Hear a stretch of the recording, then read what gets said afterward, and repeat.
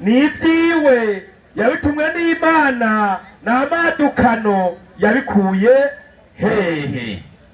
Kubera mwarimu abantu bumvise Paulo ndio bumva Yesu. Sawa, bumvise Paulo bumva Yesu, bumvise witwa Paulo baca bumva ngo umuntu umwe za Yesu ngo yararimwo. Reka twisunge Bibiliya muri Matayo 10 mwarimu. Matayo 10 uhere 5. Ubutumwa bwiza bwanditswe na Matayo ikigabane c'10 umurongo wa 5 neza cyane. Inyandiko iragira iti hagira ngo iki muri ya Bibiliya yera ego abo 12 Yesu arabatuma. Yesu yatoranije abigishwa 12 ababarira ati amaze kubatoranya arababarira ati nimuze mujane inzira ija mu banyamahanga canke mu bisagara by'Abasamariya. Hera 2 murongo wa 2 amazina y'izo ntumwa 12 amazina y'izo ntumwa Yesu yatoranije naya kurikira. Uwa mbere ni Simoni yitwa Petro, hari witwa Simoni Petero na mwene nyina Andrea, na Yakobo uwitwa Yakobo mwene Zebedayo, yego na mwene nyina Yohana, na Filipo na Bartolomayo, na Toma na Matayo mutoza kori, yego na Yakobo mwene Alfayo, na Tadayo, na Simeyoni umunyakananayo, yego na Yuda Iskariota umwe yamugura. Urakoze. Abantu Yesu yatoye mu ntumwa nayo mazina twumvise. Nta ntumwa yitwa Paulo irimwo. Oya, niyo mpamvu tubaza tuti none Paulo yatumwe nande kugira ngo yitwe intumwa? Twebwe nk'Abayisilamu turazi neza dusomye ibyanditse inkomoko y'intumwa n'abahanuzi kweli n'ibihugu bavuyemwo kabisa. Ariyo mpamvu ugiye gusoma nyene muri Bibiliya mu byakozwe n'intumwa 22 murongo wa 25 22:25 ivyakozwe n'intumwa. Paulo ukomoka hehe kugira twumve ko wabaye mu ntumwa? Kubera intumwa nyinshi zavutse mu muryango wa Yakobo nawe ni Isirayeli. Kweli Isirayeli ni Yakobo yarongoye abagore 4 ababyara ku imiryango 12 y'Abisirayeli. Kweli ubikeneye kubisoma Itanguriro 3:22 yabyaye imiryango 12 ku bagore 4 Yakobo. Niho imiryango yose y'Abisirayeli iva. N'intumwa niyo zavuka. N'intumwa zikomoka muri rubyaro rwa Yakobo mu ntumwa 12 hariya nyene kwa Yakobo. Bamaze kumubohesha imigozi. Uyu Paulo nabumviriza inkomoko yiwe twumve hariya yapfuye haravuye intumwa y'Imana. Soma inyandiko. Bamaze kumubohesha imigozi. Paulo abaza umugabisha w'abasoda 100. Ahagaze aho ati mbega biremerwa ko mumukubita umuntu w'Umuroma kandi atarubanza rwamutsinze. Uwo mugabisha byumvise aja ku mukuru w'abagabisha arabimumenyesha ati ugira ukora iki? Erega wa muntu n'Umuroma ariwe Paulo bandanya. Uwo mukuru w'abagabisha araza aramubaza ati barira mbega uri Umuroma? abategome atego. Uwo mukuru aramubwira ati jewe naguze ubwo Buroma amahera menshi. Uwo murabwira ati jewe naguze Buroma amafaranga menshi. Paulo ati ariko jewe Paulo nabuvukiyemwo. Ati Uburoma nabuvukiyemwo. Kumbe Paulo yavutse ari Umuroma kandi nta ntumwa y'Imana n'imwe iva mu Baroma. Nta nimwe kabisa. Twisunze na Bibiliya umvirombe byari byo ngere bimeze. Toriya Bibiliya y'Igiswahili Dayishiro Yohana 17 umurongo wa mbere. Ivyashiro Yohana twumviroma havuye y'agakiza canke havuye y'ibyago. 17 umurongo wa mbere. Ego maelezo bantu somo jambo 17 umurongo wa mbere. Akaja mmoja wa wale malaika 7. Ndazi kuna murongo wabasomye mu rushengero nta numwe arawusigurira. Uhaza umwe muri b'abamarayika ndwi wenye vitasa 7 wafise za nzabya ndwi, akanena nami akisema, waravugana nanje arambarira, njoo huku nitakuonyesha hukumu ya yule kahaba mkuu, ubona kwereka urubanza ruciriwe maraya mukuru aketie juu ya maji mengi, yicaye hejuru y'amazi menshi, ambaye wafalme wa nchi wamezini naye, abami bo mw'isi ngo baje gusambana nawe, nao wakakaa hanyuma ngo bicara katika nchi wamelevwa kwa mvinyo ya ushiragwa muri ico gihugu baborezwa n'ubusambanyi bw'uwo muntu. Akanichukua katika roho, wacarandora ndi muri mpwemu, hata jangwani, anjana mu bugaragwa, akaona mwanamke, wacabonaga umukobwa ameketi juu ya mnyama mwekundu, yicaye hejuru y'igikoko gitukura, mwenye kuja majina ya makuhani, ngo yambaye ngo amazina y'amarogotano, majina ya makufuru, mwenye vichwa 7 afisa n'imitwe 7 na pembe 10 n'imitwe 10 n'amahembe 10. Ubajije abakirisu mbego no murongo usigura iki? Nta numwe abikubarira. Genda muri ubwo busobanuro bw'uwo murongo turabiromba, havuye y'agakiza canke havuye y'ibibazo. Iyo Paulo akomoka, soma ho muzi ubusobanuro. Inasema hivi, yego kahaba mkuu uyu mumara yavuzwe muno murongo ngo ninde? ni Rumi, n'umuji w'i Roma, wa muji Paulo avukamwo, ni mfano wa muji wa shetani, kandi i Roma n'umuji wa shetani, ni cicaro gikuru cande ca shetani. Aho rero nta numwe y'Imana nimwe yigeze ivayo, ahubwo uwavuyeyo wese nuwo kwande? Kwa shetani. Arico tuba tubaza tuti, Paulo yatumwe nande kuba intumwa? Kwa ata ntumwa twumvise yavuye i Roma. Nta numwe y'i Roma, i Roma kwa shetani. Iyo ni Bibiliya kandi ya Katolika. Kweli i Roma ari kwa shetani, Paulo nawavuka i Roma. Birasigura ko Paulo ni intumwa yagizananye mu muji wa shetani. Ico nta muntu apinga, ndabizi hano. Oya kabisa. Hano bashaka ngo sivyo. Oya. Mbega Paulo, naam, kwaje uzananye kwa shetani? Ibyo wigishije byari iby'Imana canke byaje bipingana n'Imana? Imana ikirema, Imana ikigitangura kurema umuntu, yararemye umugabo. Imaze kurema umugabo, umugabo arabatewe, umugabo ari cabura, Imana ikimuremera umugore. Kweli. Imaze kumuremera umugore, Imana ibategeka ko bazobana. Paulo amaze gushika acaza kuvuguruza Imana. Abikorino ba mbere 7:2. Umurongo wa mbere agira ngo iki? Ariko kuvyo mwanyandikiye, Paulo mwaramwandikiye ikete, gira mwebwe muri ngasinze ko amakete yamushikiriye.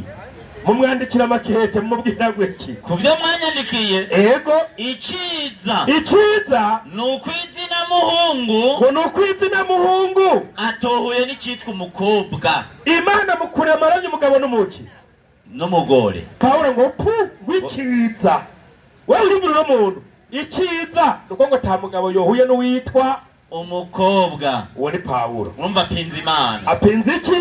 Imana. Na Yesu amaze gushika ku isi aza yigisha ijambo ry'Imana.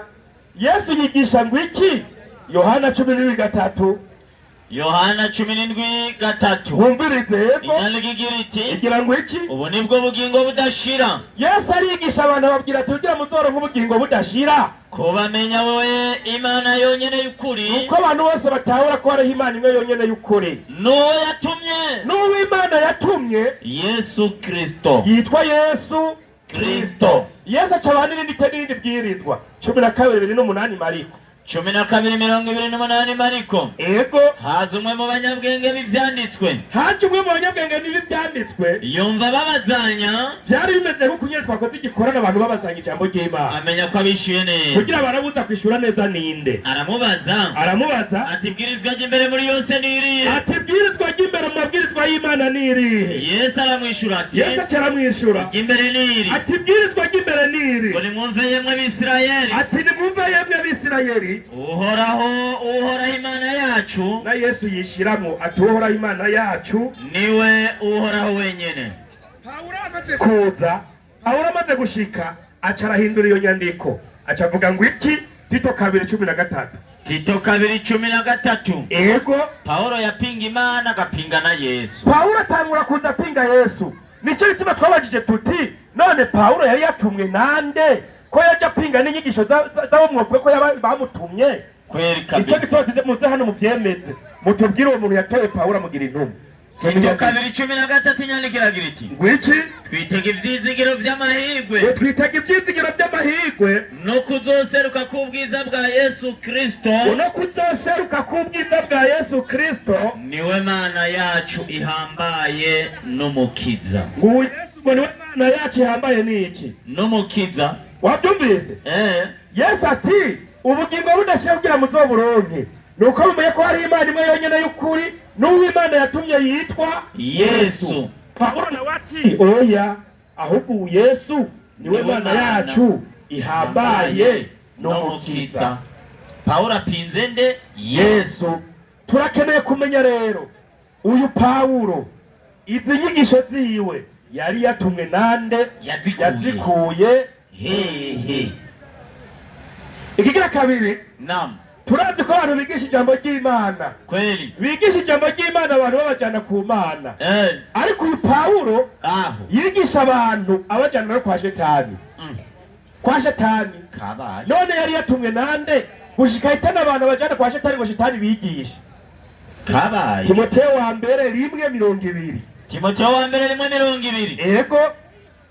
Hagira hati murabo umwe ni Humenayo. Murabo umwe ni Humenayo na Alexandero. Uwitwa Alexandero abona haye Satani. Wabaje wa Pawulo nihereye Shetani kugira ngo abigishe kutarogota. Umuntu azi ko Shetani yigisha kutarogota ndozo rutoki.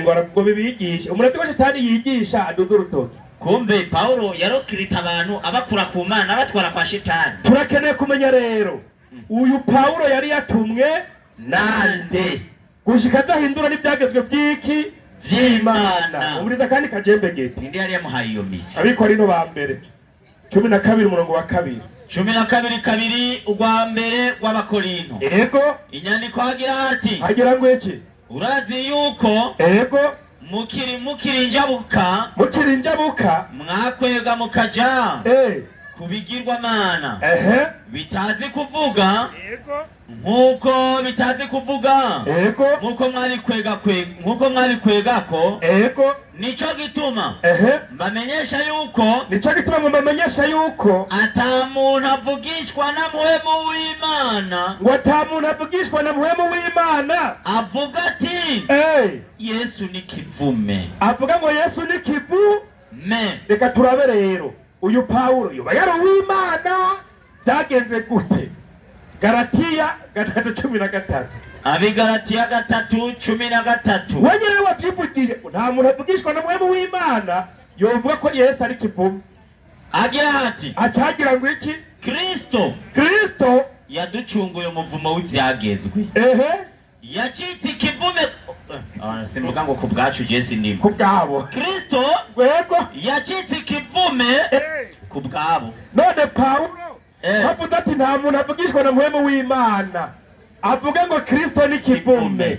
None Pawulo ko avuga ati Kristo ni kivume kubera mwebwe mwumvira ijambo ry'Imana yaritumwe na nde?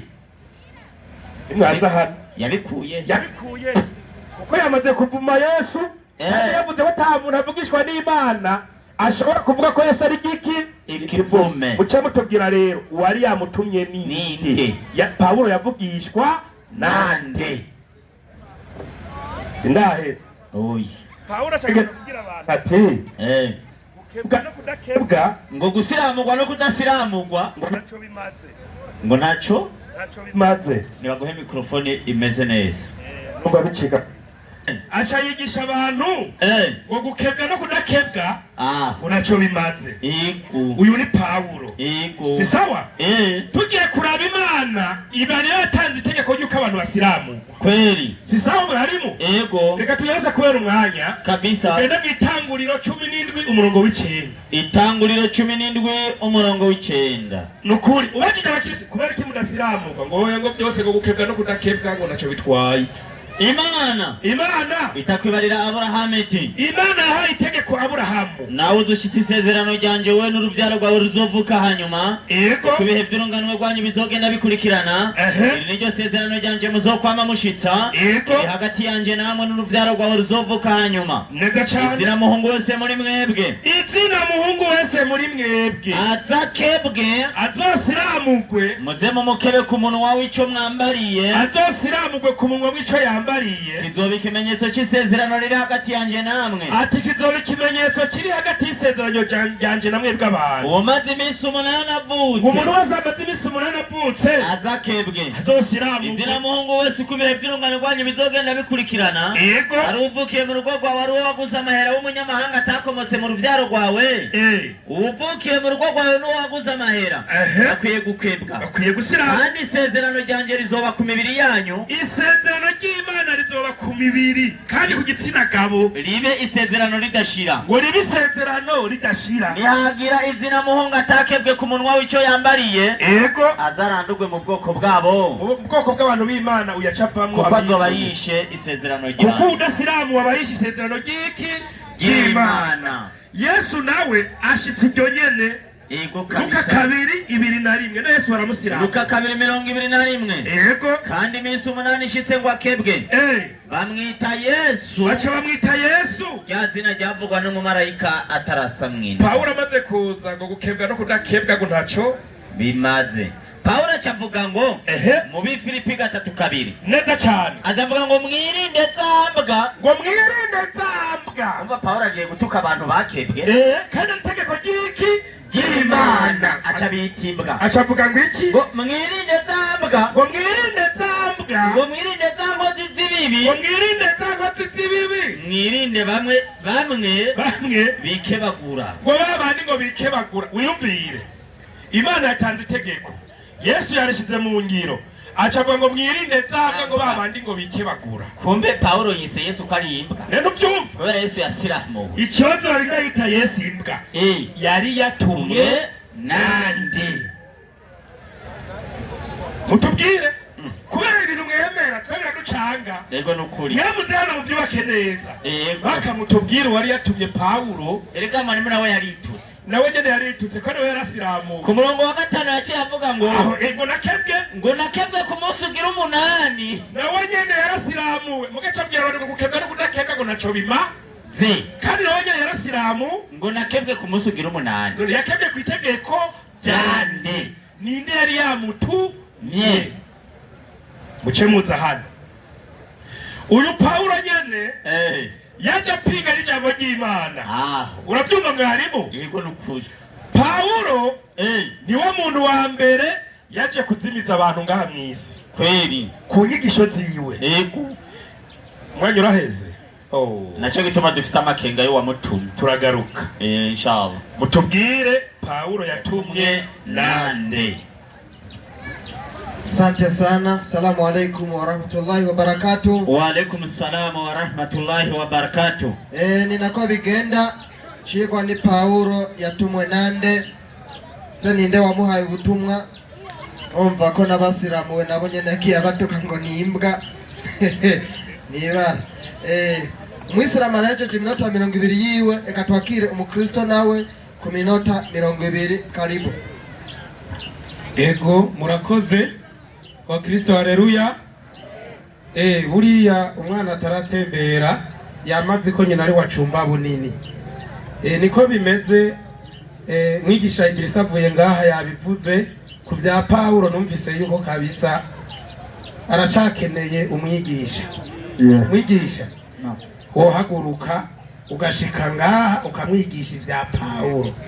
Nabonye ko atavyatahura kugira ngo tumushire ku murongo. Karibu. Urakoze cyane. Izina ry'Imana rihabwe icubahiro. Amena.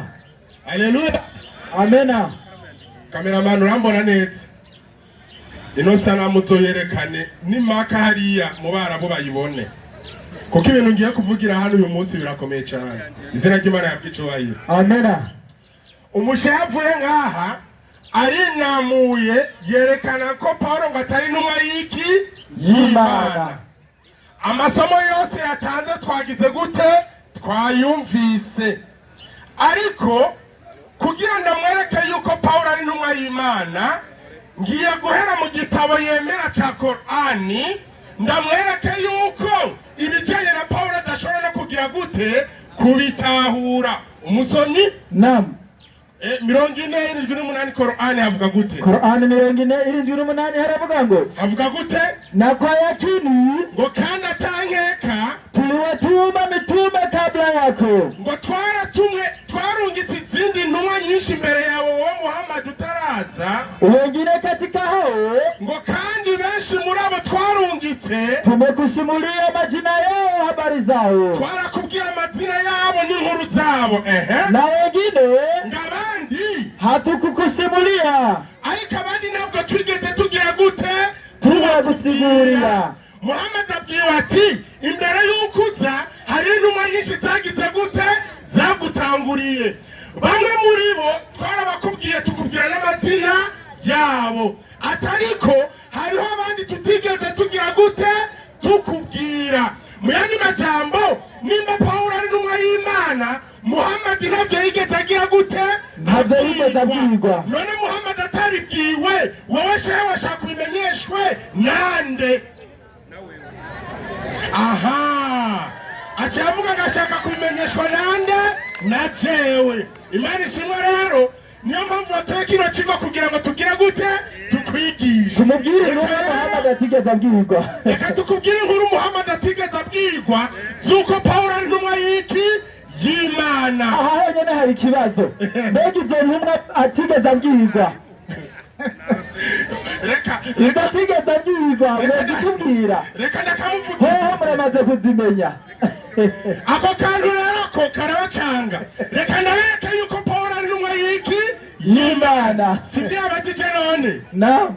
Acaraza avuga ngo muri za ntumwa 12 ngo Pawulo ntagize gute ngo ntarimwo. ushima ibya Bibiliya batarabizi, bazi ngo Yesu yari afise intumwa 10 ngo na zibiri gusa, ngo yari afise intumwa 10 12 gusa, uza dusomye Bibiliya ni 12 gusa. n'abarazi ko atari izo gusa. Yesu yaratumye intumwa 70. Izo wari uzizi? Wari uzizi izo ntumwa 70 wari uzizi? Aha, rero Yesu ni yari afise intumwa 12 gusa, yari afise intumwa nyinshi mbere zishika kuri 70.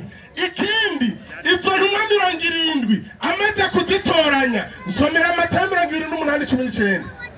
Matayo 28:19 haravuga ngo, Avuga gute? haravuga ngo Ego, nuko nimugende Yesu acarabwira ati nuko nimugende muhindure amahanga yose abigishwa, muhindure amahanga yose abigishwa, mubabatiza mu izina rya Data wa twese n'iry'Umwana n'irya Mpwemu Yera, mubigishe kwitondera ibyo nabageze byose, Ego, umve ndi kumwe namwe iminsi yose gushika ku muhero w'isi. Imana iguhezagire cyane. Amena. Yesu yarungitse intumwa zo kubwiriza kugira ngo zibyare izindi ntumwa. Bisigura yuko inyuma y'intumwa 12 yari afise n'intumwa 70 yari afise, yabwiye intumwa ziwe kuja kubwiriza ubutumwa kugira ngo abemera bakabatizwa, sivyo? Bakabatizwa bakemera, bahinduka intumwa za Kristo mu izina rya Yesu. Niyo mpamvu na Pawulo muri izo ntumwa agize gute arimwo. Ari Galatiya 1:1. Igitabo cya Galatiya 1:1 haravuga ngo, Avuga gute? 1:1 haravuga ngo, Avuga gute? Twagiye kuri Pawulo. Pawulo Umviriza ngo Pawulo intumwa itatumwe n'abantu, intumwa itatumwe n'abantu, kandi nta muntu yabariwe kuntuma, kandi nta muntu yabariwe gutuma Pawulo, ariko natumwe na Yesu Kristo n'Imana Data wa twese yamuzuye mu bapfuye. izina ry'Imana ry'icubahiro. amena. Ndamweretse ko Pawulo ari intumwa y'Imana, sinabimweretse. Urabimweretse. Nabimweretse, sinabimweretse. Ikigo sinakirangije. Ikindi yarakeneye n'icyayi. Ushime ko Pawulo ari intumwa y'Imana, sibyo? Naam. Yaravuze ubutumwa gushika n'agenda mu Bayisiraheli kubabwira iki? Ubutumwa. Aho nyene ku murongo wa 17. 17 haravuga ngo, Havuga gute? rimwe 17 hacabana navuga ngo, Ego. kandi Ngo kandi sinaduze i Yerusalemu ati jewe Pawulo sinaduze i Yerusalemu gusa Yesu amaze kuntoranya kurantanguriye kuba intumwa ego ariko nagiye muri Arabiya muri Arabiya hariya kwa Muhamadi mu Barabu kandi hanyuma asubira i Damasiko Imana ihabwa icubahiro amena niyo mpamvu uzosanga mu bw'Isilamu hariho umuco barahumye kuri Pawulo ngo abagore ngo bagire gute ngo basengere ukwabo bitwikire ibyo byose ni Pawulo yagiye kugira gute niwe yabigishije hanyuma ngo Pawulo si intumwa y'Imana nimba Pawulo atari intumwa y'Imana ujya mu kigo wo kwitwikira ninde wabazaniye mu bara batari Pawulo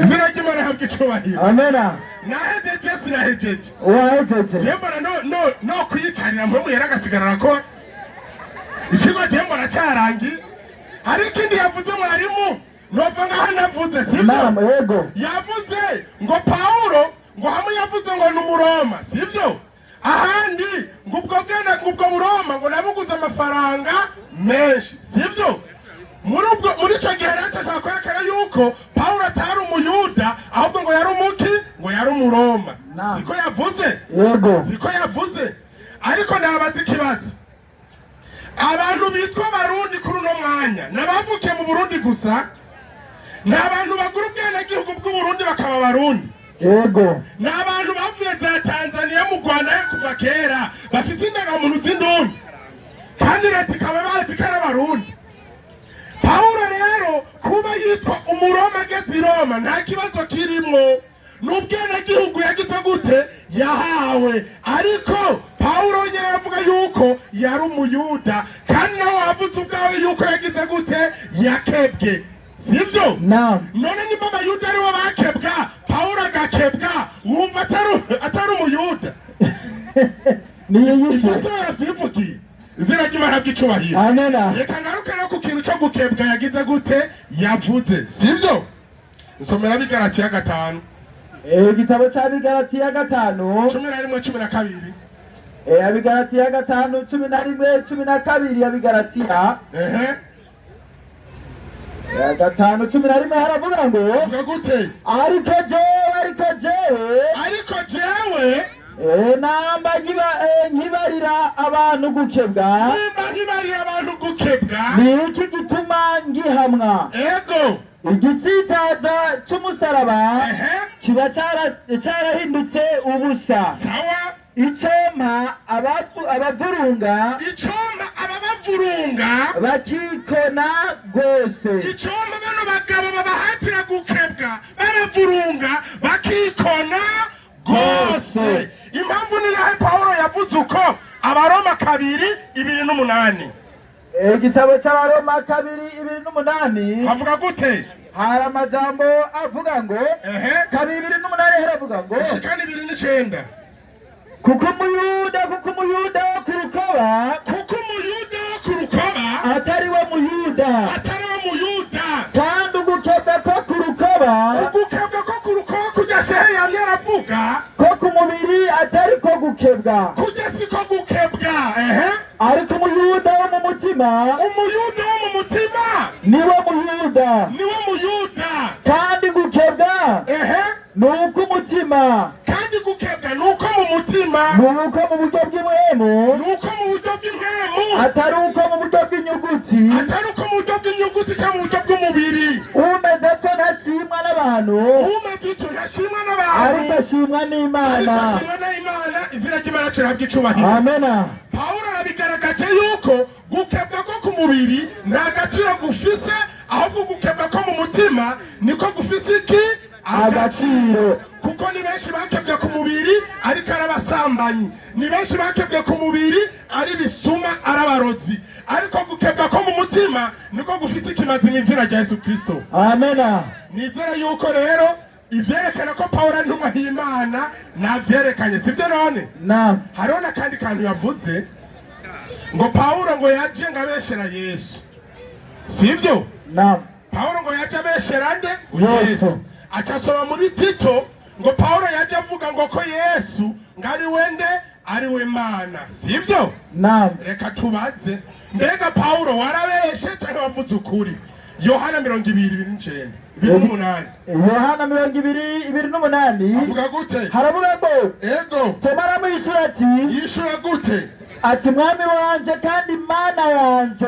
Toma yishuye Yesu gute? Ati mwami wanje Ati mwami wanje kandi mana yanje kandi mana yanje. mutahura n'amajambo. Toma yise Yesu ko ari iki? Ko ari imana yiwe. Mbega Yesu yaramubujije cyangwa yaramushigikiye? Bandanya. Yesu aramwishyura ati Yishura Toma gute? wijeje nuko umbonye. Atariko Toma we urinze kwizera ko ndi Imana kubera yuko umbonye? Hahirwa batarinze kubona Hahirwa batarinze kubona yamara bakizera. yamara bakizera. Imana ihabwa icubahiro. Amena. Mbega Yesu yarahejeje kwerekana ko ari Imana cyangwa ntiyavyerekanye? Yarabyerekanye. Kumbe Pawulo mu gitabo cya Tito mu kuvuga ko Yesu ari Imana ntiyigeze agira gute? Ntiyigeze abesha. Shehe izi nyandiko no muhungu azanye uyu munsi zirarenze. Izina ry'Imana habwa icubahiro. Amena. Reka wanashima ndamwongera iyindi nyandiko kugira ngo ndamushire ku murongo ntasubire kukigarukana. Yohana 14 ku murongo w'8 Yohana 14:8 haravuga ngo havuga gute? Filipo aramubwira ati Filipo aramubwira ati mugenzi twereke so bizoba bihaye. Filipo abwira Yesu ati twereke so bizoba bigize gute? Bihaye. Yesu aramubaza ati Yesu aramubaza ati mbega ko nabanye namwe igihe kingana gutyo ati iki gihe cyose ko nabanye namwe nturakaruha umenyaga Filipo? ati Filipo nturakaruha umenya? Ubonye jewe Yesu ababonye data. ababonye nde? Data. Kumbe Yesu niki?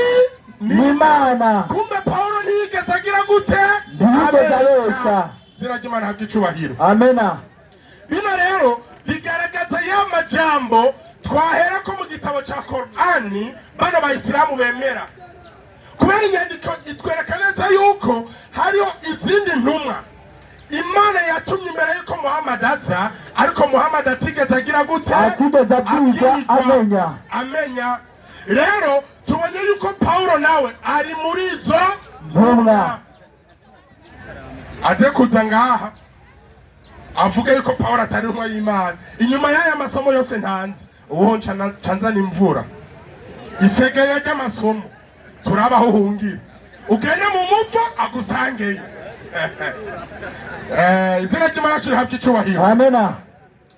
Ikindi kera abantu bayisilamu bakwiye gutahura kuri Pawulo. Pawulo hari isomo hajyambitse muri Korani ndindiriye shaza kugaruka ngaha avuge kandi kuri Pawulo ndamurindiriye. Pawulo igihe kimwe yaje ahama ubwoko bw'iki? Bw'Imana. Ico gihe yari yitwa nde? Sawuli. Shehe nimba uri umwigisha uzi neza Pawulo uwo ari we, tubwire ni ryari yari Sawuli, byagenze gute ave kuri Sawuli ahinduke Pawulo? Nimba atavizi turaza kubikubwira. Turaza kubikubwira byagenze gute ave kuri Sawuli ahinduke nde? Pawulo. Izina ry'Imana habwa icubahiro. Amena. Acaraza avuga ngo ntavugishwa na mwemu ngashobora kuvuga ngo Yesu ni iki? Ngo ikivume. Sibyo? Iyo nyandiko yayisomye ntiyayisomye? Yayisomye. Ariko hari amajambo bakwiye gutahura. Bibiliya mu isezerano rya kera yavuze yuko umuntu wese amarizwa ku giti azoba agize gute? Azoba ari ku muvumo. Sibyo?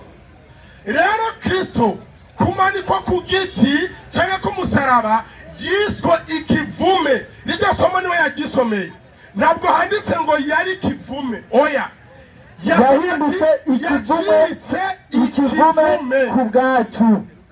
Yacitse ikivume ku bwacu. Mwene majambo ntiyari ikivume, ariko kubera ibyaha by'abantu byatumye acika ikivume kugira ngo abantu turonke agakiza mu izina rya Yesu Kristo. Amena. Somera Filipi 2:5.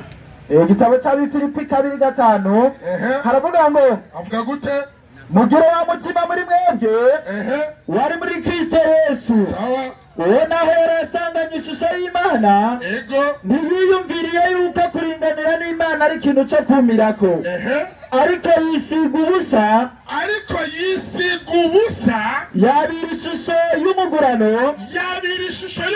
ano majambo murayumva neza, ntabwo yari umugurano ahubwo yabiriye ishusho y'umugurano. ni nkuko nakwita izina no koti rya pasiteri Yego, ariko wanje ariko nkaryitiza yabira ishusho y'umugurano, yabira ishusho y'umugurano acika usa n'abantu, yani majambo ntiyari umuntu ariko yacitse ubusa n'iki n'abantu, bandanya kandi abonetse afise ishusho nk'iy'umuntu, kandi abonetse afise ishusho nk'iy'umuntu yicisha bugufi, araganduka no gushitsa ku rupfu, ku rupfu, kandi urupfu rwo ku musaraba, kandi urupfu rwa hehe rwo ku musaraba. runo rupfu rwo ku musaraba rero niko rwatumye acika ikivume. rero Pawulo ntiyigeze abesha ahubwo yavuze ukuri kubera yuko n'amajambo menshi abayisilamu bagirako bayahabwa nande na Pawulo. ariko ikibabaje nuko bafata amwe ayandi bakayirengagiza. Abikorinto ba mbere 11 igitabo cy'Abikorino ba mbere 11 gatandatu haravuga ngo, havuga gute? nihagira umugore atitwikira mu mutwe, sawa, bamukerere n'umushatsi. nambara ibitera isoni ku mugore akererwa umushatsi, cyane ko amabwa ntiyitwikire mu mutwe. sawa, umugabo umviriza rero ku mugabo, ivyo vy'umugore baravyemeye igihe Pawulo yaje muri Arabiya, baca baratangura kubikora mu musigiti. abagore bose baragira gute? bababwira ati nimwitwikire. Pawulo intumwa y'Imana niyo yatanze iyo tegeko. ariko rero umugabo ntakwiye kwitwikira mu mutwe. umugabo ntakwiye kugira gute? kwitwikira mu mutwe. ntakwiye kugira gute? kwitwikira mu mutwe. ako ko mwagasize urya yabitanguye n'ibisheri, yabitanguye, Imana ishimwe. ariko umugabo ntakwiye kwitwikira mu mutwe kuko ari ishusho y'Imana n'ubwiza bwayo, ariko umugore n'ubwiza bw'umugabo. urakoze. umugabo nakwiye kwitwikira mu mutwe kuko ari ishusho y'Imana n'ubwiza bwayo. aha rero mubona babitwikire mu mutwe buhoro, hari igihe bakubita uruntu ngaha bakazungurutsa. abagore bo barambara bagasigaza ubwiso gusa ninja. mu yandi majambo kwitwikira kw'abagore bavyigishijwe nande? na Pawulo. abigisha n'abagabo ko batakwiye kugira gute? kwitwikira. ariko kumurengera biracaza, sivyo? Yego. ni gato kumure n'abagabo bizotinda bikunda. iryo somo bariheraheze byose ko ari agashapo gusa bazotinda bagakura. bazogakura kuko urabona n'umwe hajya yagakuye hajya biriko biraza izina ry'Imana ry'icubahiro. amena. nibaza muriko murayibona ingwara hiri nukuza murayisengera uko nyene buke bazotinda baza mu izina rya Yesu. none ko Pawulo yabibigishije nkande. ikindi kibazo size ngaha, nimba Pawulo atari intumwa y'Imana koko, kuki abagore banyu bitwikira kurya? ivyo yabigishije yabikuye yatanguye kuvyigisha muri Arabiya. ico kibazo mwacumvise? yego. araza kuza ngaha cishura izina ry'Imana habwa icubahiro. amena. umwanya wahetse amasegonda ndagaruka. Imana ibahezagire cyane. amena. Naam, asante sana Bwana Kadiri Jean Claude. Urakoze cyane. Wakristo, haleluya. amena.